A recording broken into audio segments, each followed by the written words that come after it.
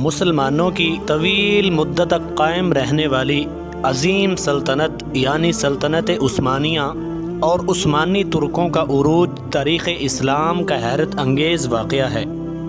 تاتاریوں کے حملہ سے عالم اسلام کو ناقابل تلافی نقصان پہنچا، تاہم وہ جلد ہی سنبھل گیا اور مسلمان دولت عثمانیہ کی شکل میں ایک مضبوط اسلامی حکومت قائم کرنے میں کامیاب ہو گئے۔ آج ہم بات کریں گے اسی عظیم اور طویل مدت تک قائم رہنے والی سلطنت یعنی سلطنت عثمانیہ اور اس کے چند سلاطین کے بارے میں۔ آل عثمان کی حکومت 652 ہجری سے شروع ہوئی اور 1342 ہجری تک قائم رہی۔ سلطنت عثمانیہ کے بانی یعنی عثمان خان اول یہ ایک ترک امیر ارطغرل کا بیٹا